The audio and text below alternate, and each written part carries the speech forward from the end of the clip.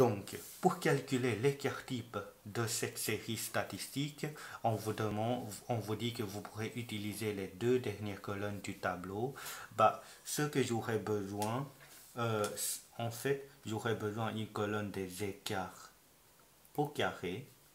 C'est quoi l'écart au carré?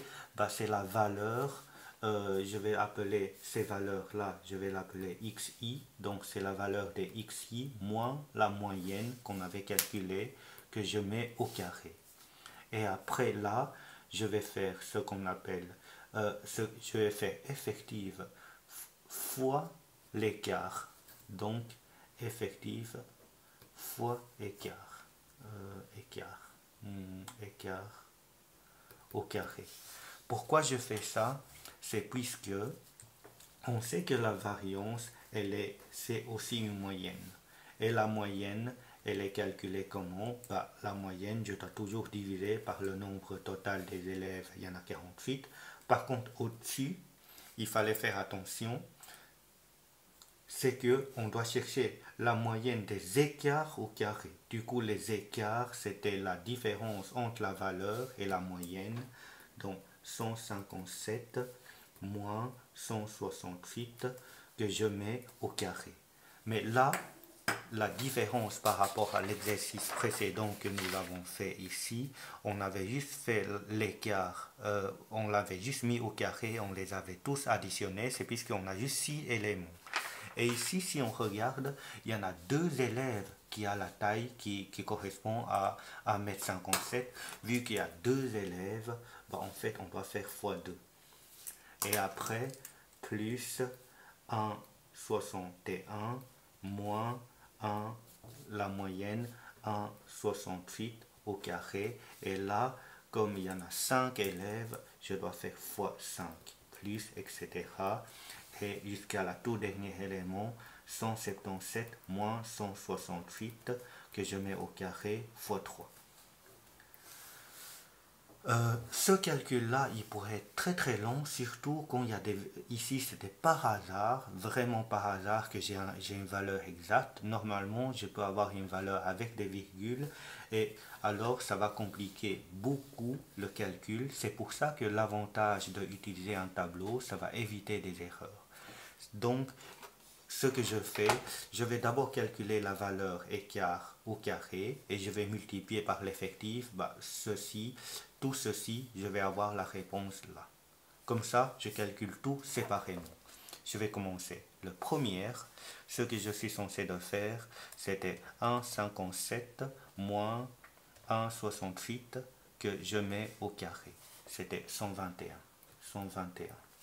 Ensuite, je peux revenir dans les calculs, je vais effacer 1,57, je vais remplacer par 1,61, ça nous donne 49. Et après, je reviens dans le calcul, je remplace 1,61 par 1,65, je trouve 9. Et là, je remplace 1,65 par 1,69, je trouve 1. Et après, 1,70. Je peux revenir sur le calcul que j'ai ici avant. Donc 1,73 moins 1,68, j'ai 25. Je remplace 1,73 par 1,77. 1,77, j'ai 81. La somme ici, c'était pas intéressant, donc je vais pas le calculer. Par contre là, qu'est-ce que je dois faire? J'ai l'écart au carré qui est ici, je dois multiplier avec l'effectif. Donc 2 fois 121, je trouve 242. Ensuite, 5 fois 49, je trouve 245. 12 fois 9, je trouve 108. 16 fois 1, je trouve 16. 10 fois 25, 250. 3 fois 81, je trouve 243. Et là, je peux tout additionner, puisque quand j'additionne tout ça, je vais trouver le numérateur, c'est-à-dire 242 plus 245 plus 108 plus 16 plus 250 plus 243. Dans ce cas-là, voilà, j'ai 1104 divisé par 48. En fait, j'ai 1104 ici. Et la somme de tout ça,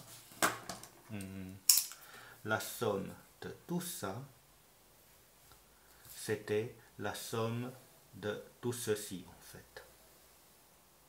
Et si j'additionne tout ça, bah, c'était bien 1104. Et si je fais 1104 divisé par 48, je trouve 23.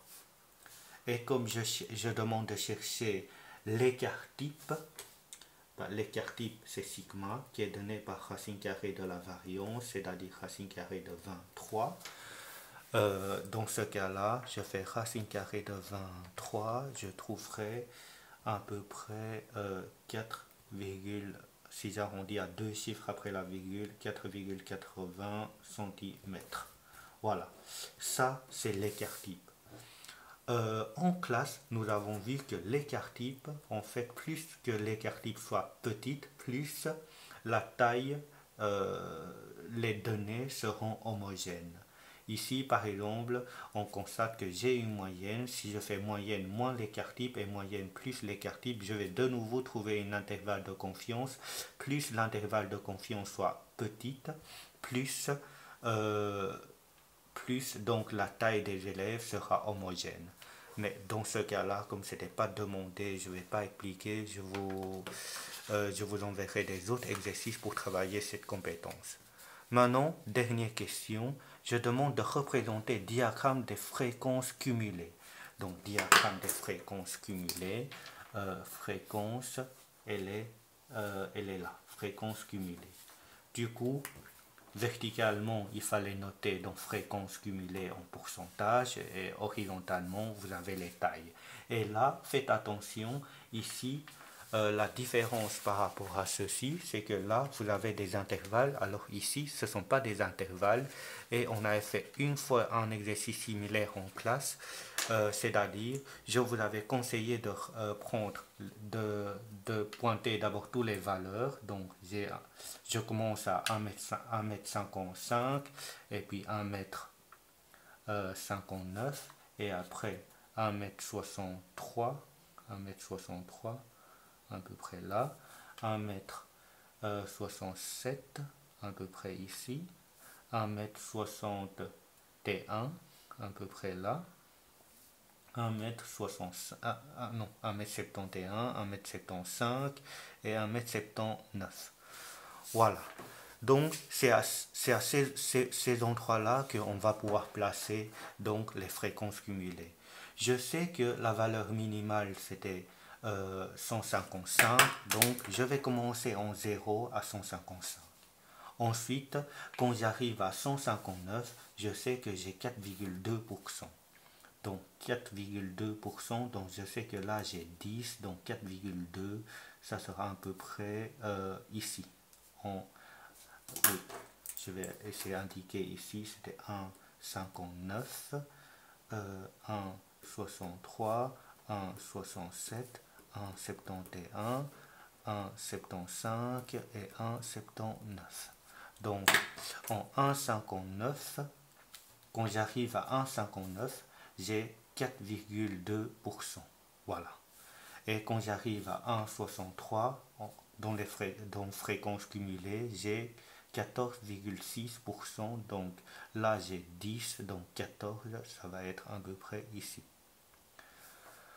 Ensuite, quand j'arrive à 1,67, bah, j'ai 39,6%. On est à peu près à 40.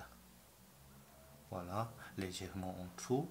Et quand j'arrive à 1m71, bah, je suis à 72,9. Donc on a 60 ici, 70 là, 72, c'était légèrement au-dessus.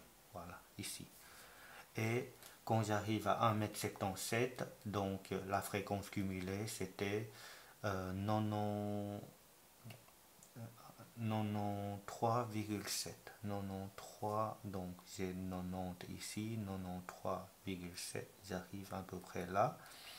Et quand j'arrive à 1m79, j'arrive à 100%.